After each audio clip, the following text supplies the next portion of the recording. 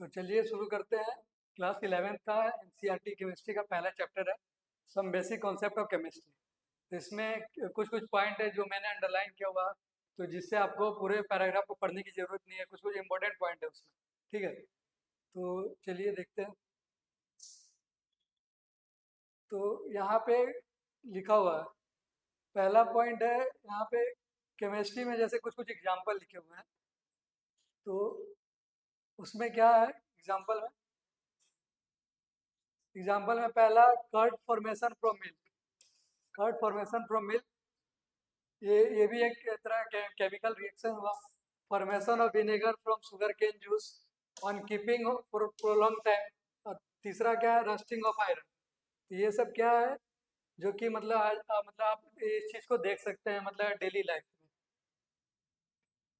फिर यहाँ पे इसके अंदर टॉपिक में है डेवलपमेंट ऑफ केमिस्ट्री। तो इसमें जो चीज़ पॉइंट मतलब इम्पोर्टेंट पॉइंट है इसमें क्या है कि एक है फिलोसोफर स्टोन, जो कि पारस के नाम से जाना जाता है। तो उसको क्या है, उसमें क्या लिखा हुआ है, वी शुड कन्वर्ट ऑल बेसर metal that is iron and copper into gold.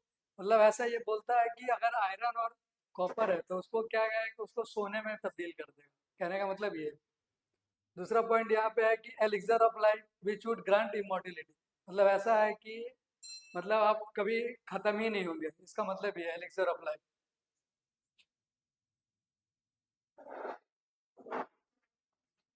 फिर यहाँ पे बात करते हैं, यहाँ पे पॉइंट लिखा हुआ है जिप्सम सीमेंट। जिप्सम सीमेंट के बारे में क्या होता है क्या नहीं।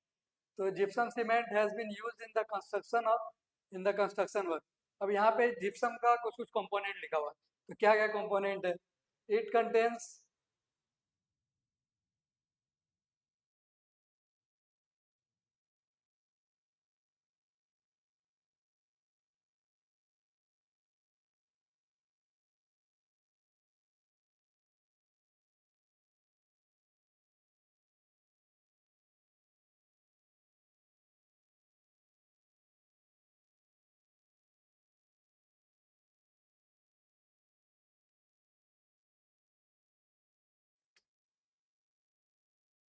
इसमें क्या लिखा हुआ है कि जिप्सम सीमेंट में क्या है कि कंस्ट्रक्शन वर्क में यूज किया जाता है, जिसमें लाइम सैंड होता है और ट्रेसेस ऑफ CO3।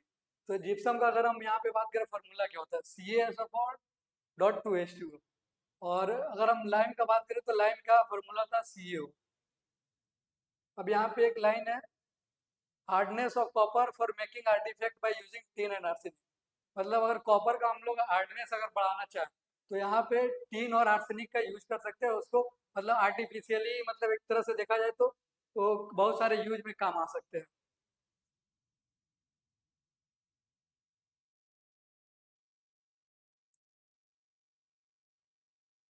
फिर यहाँ पे पॉइंट है, fireworks using sulphur charcoal saltpetre that is potassium nitrate mercury camper.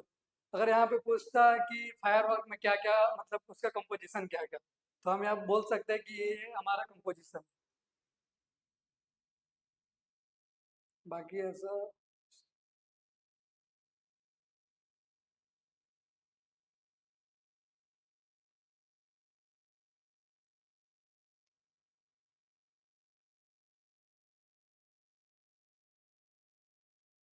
फिर यहाँ बात करते हैं। अब यहाँ पे जैसे इसमें केमिस्ट्री में क्या क्या हम लोग को पढ़ना है, तो उसमें क्या है कि पहले हम लोग बात करते हैं कि मैटर के बेसिक कंस्टिट्यूएंट क्या क्या है। तो मैटर के बेसिक कंस्टिट्यूएंट है एटम और मॉलिक्यूल्स।